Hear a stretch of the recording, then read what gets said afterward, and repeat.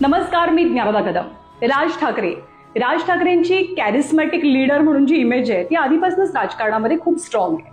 पण आता problem solver नेता ही राज ठाकरेंची जी इमेज नव्यानं बनू लागली आहे त्याचबद्दल या व्हिडिओमध्ये आपल्याला बोलायचं आहे.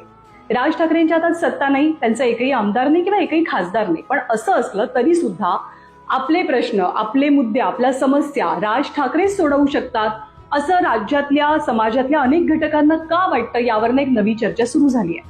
कारण प्रश्न शेतकऱ्यांचा असो, प्रश्न विद्यार्थ्यांचा असो, प्रश्न मराठी भाषेचा असो किंवा प्रश्न अन्य मुद्द्यांचा, वेगवेगळे लोक शिवतीर्थावरती जातात आणि सरकारकडनं आमचे प्रॉब्लेम जर सॉल्व्ह होत नसतील, सरकार प्रश्न ऐकणार नसेल, तर तुम्ही तरी आमचे प्रश्न ऐका आणि आमचा आवाज सरकार दरबारी मांडा, अशी भूमिका अनेक जण घेताना पाहायला मिळतात. त्याचंच एक उदाहरण आज पाहायला मिळालं.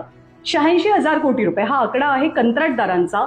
कंत्राटदार म्हणतात की आमचं इतकं देणं सरकारकडनं येणं बाकी आहे, सरकार आम्हाला दाद देत नाही, म्हणून ही मंडळी आज राज ठाकरेंना भेटली. एमपीएससीची मुलं आज राज ठाकरेंना भेटली पेपर फुटीच्या मुद्द्यावरनं. आणि 2014 साल हे मनसेसाठी महत्वाचं, कारण इथून एक प्रकारे राजकीय दृष्ट्या ताकद थोडी थोडी कमी होऊ लागली. तर 14 साली टोलच्या मुद्द्याला राज्यव्यापी मुद्दा मनसेनं केलं. 2016 साली सीईटी परीक्षेतल्या घोळावरती आवाज उठवला. 2018 साली बुलेट ट्रेनसाठी जी जमीन अधिग्रहित होणार होती त्याच्याबद्दल मनसे आक्रमक बनली. 2023 साली विद्यार्थ्यांच्या वाढीव फी बद्दल मनसेनं आंदोलन केलं. तर आता नुकतंच 25 साली मराठी माध्यमातल्या हिंदी भाषा सक्तीवरती सुद्धा मनसे आक्रमकपणे पुढे आली. म्हणूनच राज ठाकरेंची प्रॉब्लेम सॉल्व्हर ही इमेज सध्या राजकारणामध्ये स्ट्रॉंग इमेज बनू लागलेली आहे. त्यांचा जनमानसातला प्रभाव खूप मोठा आहे, त्याच्याबद्दल काही डाऊटच नाही. पण निवडणुकीतलं संख्याबळ मनसेचं मर्यादित आहे.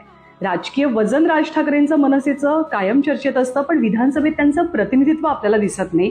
आणि म्हणूनच राज ठाकरेंसमोरचं सगळ्यात मोठं राजकीय आव्हान आत्ताचं काय मानलं जात आहे, तर प्रॉब्लेम सॉल्व्हर पासून पॉलिटिकल अल्टरनेटिव्ह होण्याचं आव्हान हे अर्थातच राज ठाकरेंसमोर आहे. त्यामुळे शिवतीर्थ हे कायमच एक प्रकारे तक्रार निवारण केंद्र बनून राहणार, की शिवतीर्थापासून सुरू झालेला हा सगळा प्रवास मंत्रालयापर्यंत पोहोचणार, याचवरती राज ठाकरेंचं आणि अर्थातच मनसेचं पुढचं राजकीय भवितव्य अवलंबून असेल.